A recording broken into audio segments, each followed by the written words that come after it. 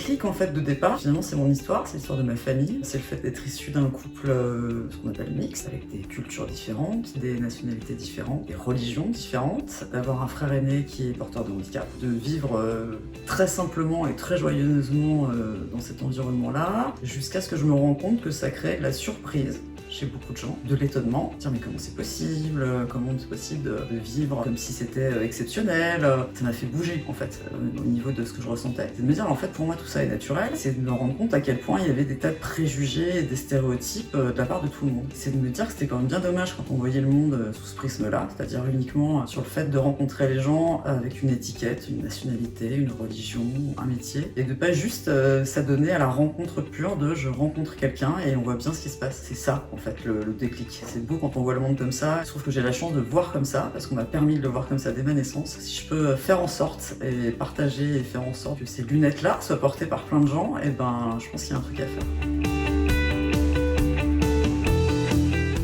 Je pense très honnêtement ne pas avoir lâché grand chose, voire rien, puisque dans ces histoires d'engagement, il y a des questions d'éthique, savoir qui on est soi. Je crois qu'à chaque fois que j'ai pu me retrouver dans des situations ou des environnements qui auraient pu faire que j'étais malmenée dans mon éthique, ou que j'aurais dû abandonner une partie de mes convictions, comme je pouvais pas être moi et que ça ne me correspondait pas, ben, je suis pas restée. Pour moi, c'est assez insupportable de faire partie d'un système qu'on trouve injuste ou qu'on ne comprend pas. J'ai pas envie d'être un de ces rouages-là, en fait. Donc ce risque-là est proche. Je m'en vais. Je me rends bien compte qu'il n'y a rien à faire. C'est-à-dire qu'on pourrait se dire, mais reste pour changer un peu les choses. Mais quand je me rends compte que c'est biaisé, je m'en vais et je me préserve.